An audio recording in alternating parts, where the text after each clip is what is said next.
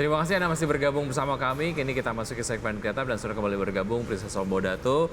Dan kita akan berbincang mengenai meningkatkan kinerja e-commerce lewat startup, pergudangan, dan logistik. Sudah tersambung melalui video conference ada Bapak Sebastianus Marianto, beliau adalah VP Sales and Marketing Titip Aja. Selamat pagi Pak Sebastian. Halo, selamat pagi. Selamat pagi Pak, selamat pagi. Baik. Terima kasih Oke. untuk waktunya Pak Sebastian. Bagaimana Pak Sebastian melihat market fulfillment sebagai bagian dari sektor logistik? Ya, kalau kita lihat memang market fulfillment ini merupakan bagian dari logistik ekosistem yang tidak bisa dipisahkan gitu ya. Kalau kita lihat, ambil saja contoh seorang atau sebuah manufacturing sepatu katakanlah begitu. Ketika dia sudah memproduksi sepatunya, lalu dia ingin mendistribusikan barangnya atau menjual barangnya, tentu akan menggunakan logistik ya. Di dalam ekosistem logistik itu tersebut ada fulfillment service di dalamnya.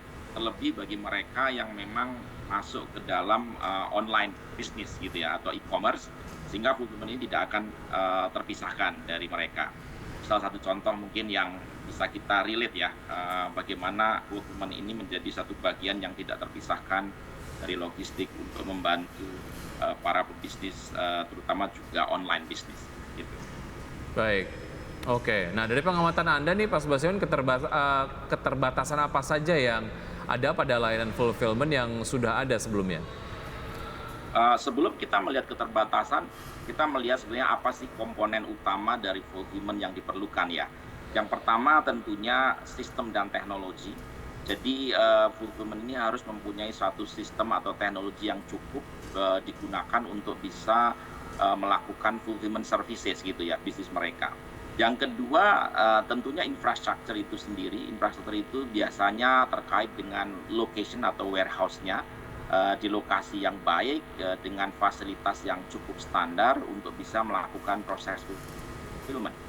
Lalu yang ketiga biasanya manpower. Ini agak unik karena memang nature dari bisnis online atau e-commerce itu lebih fluctuate gitu ya, sehingga dia memerlukan dukungan manpower yang cukup bervariasi. Nah, tiga hal ini menjadi kunci pokok yang diperlukan untuk bisa mendukung atau mensupport bisnis online atau e-commerce.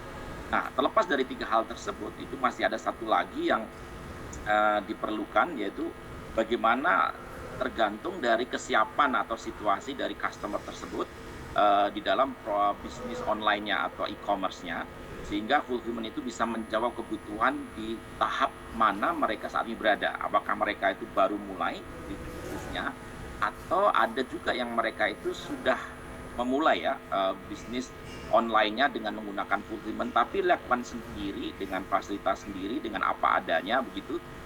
Atau yang ketiga, mereka mungkin sudah pakai justru jasa fulfillment dengan vendor atau provider lain, tetapi mereka mempunyai masih kendala-kendala atau tantangan yang harus dihadapi, sehingga ketiga hal tersebut kita tentu harus berikan jawaban ya kepada para customer kami. Baik. Solusi apa yang Titip Aja tawarkan Pak Sebastian, dan Titip Aja ini sudah perkembangannya sejauh mana? Ya, dengan melihat tadi ya, komponen utama tadi yang ada di fulfillment yang kita sebutkan tadi, ada sistem teknologi, lalu infrastruktur, lalu manpower.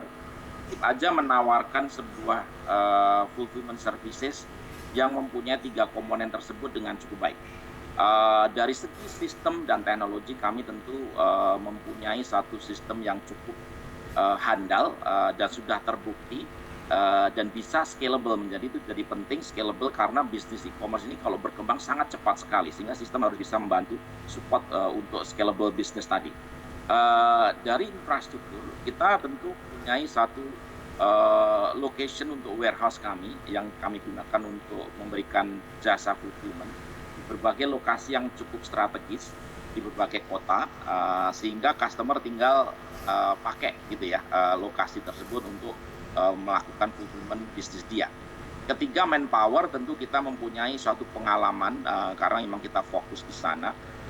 manpower kami, dan kami didukung juga oleh vendor atau provider yang membantu kami memprovide manpower dengan kualitas yang baik sehingga kami bisa memenuhi kebutuhan daripada customer kami untuk fulfillment services-nya. Nah, tentu di samping tadi dari 3 hal yang utama, kami juga memberikan satu komersial yang kompetitif dan juga transparan. Ini menjadi penting karena kami pengen menjadi suatu partner dengan customer kami untuk mensupport bisnis mereka dan kita punya berjalan win-win gitu. Baik, bagaimana sambutan dari market sejauh ini? Kita akan bahas usai jeda berikut ini, Pak Sebastian dan Pak Pemirsa. Tetap bersama kami akan segera kembali. Terima kasih pemirsa, Anda kembali bersama kami dalam segmen Kreatif dan masih bersama dengan Bapak Sebastianus Waryanto, VP Sales dan Marketing Titip Aja. Baik, Pak Sebastian, bagaimana sambutan market sejauh ini terkait berbagai macam layanan lah ya yang dimiliki oleh Titip Aja? Saat ini sambutannya cukup baik, bahkan memang ini dimulai dengan tumbuhnya bisnis online, terutama kemarin di masa pandemi ya. Sangat banyak sekali bisnis online yang bertumbuh, sehingga mereka memerlukan bantuan atau support untuk fulfillment. Tetapi ternyata tidak berhenti begitu saja, bahkan post pandemic pun banyak bisnis yang online ini masih terus bertumbuh, dan bahkan juga bisnis yang tradisional pun juga masuk ke bisnis online atau e-commerce, sehingga mereka juga memerlukan jasa fulfillment. Bahkan mereka tidak hanya datang ke kami, tapi juga mereka yang sudah mulai dan mereka melakukan sendiri, mereka juga tertarik untuk di manage fulfillment mereka, yaitu dengan standar fulfillment yang tentunya yang baik dari para provider fulfillment seperti kami gitu. Yang kami datang kepada mereka untuk memperbaiki proses fulfillment sehingga bisnis mereka bisa bertumbuh dengan baik. Oke. Gitu. Titip Aja nih sudah beroperasi kurang lebih 3 tahun ya Pak ya? Betul, kurang lebih 3 tahun lebih kami sudah beroperasi. Ada yang kita tahu bahwa terkait dengan logistik juga cukup besar gitu brandnya, ternyata akhirnya tutup begitu. Apa sih yang menjadi tantangan utama di sektor ini dan bagaimana keyakinan dari Titip Aja di tahun 2023?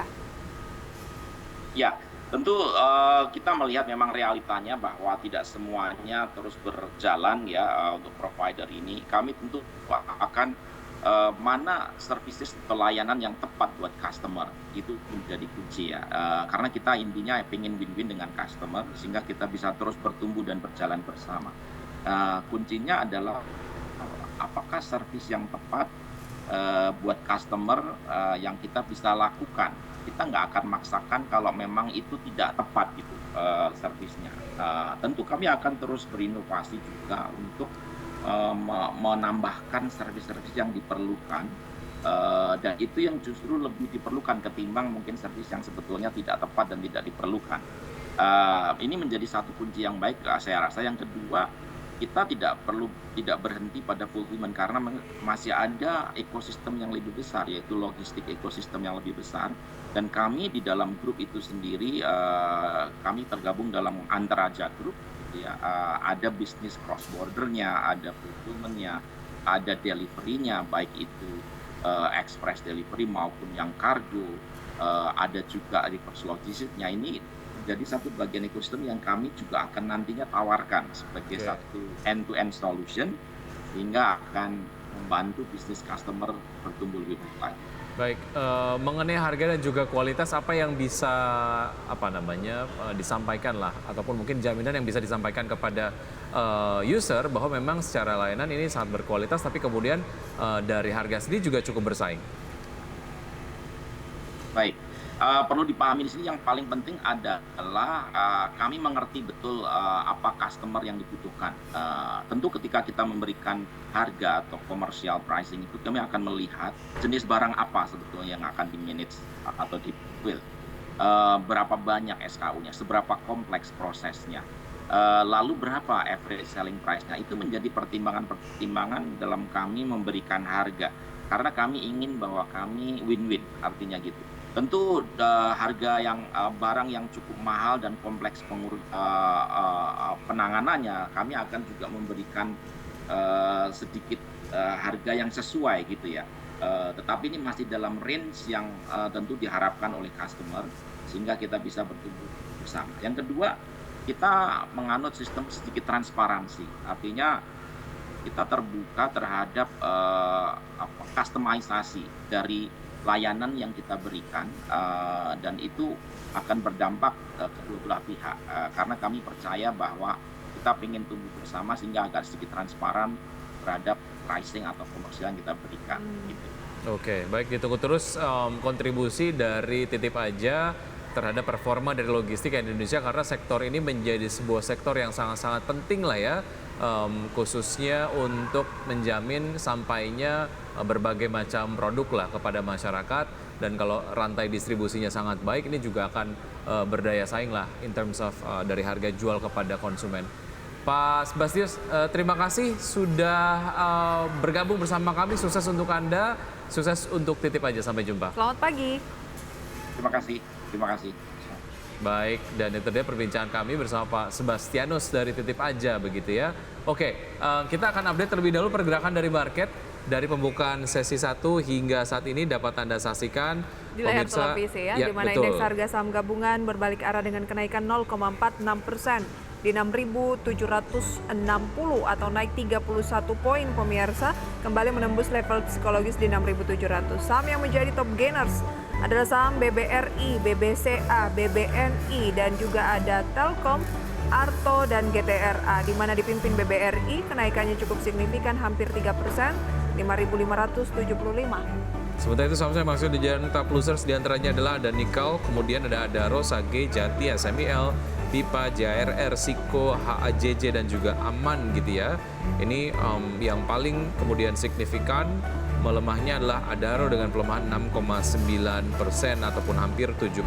Kita lihat nanti pergerakan dari IHSG dan juga saham-sahamnya seperti apa. Tentu saja nanti akan kembali dibahas di penutupan perdagangan sesi 1 di first session closing di hari ini di IDX Channel.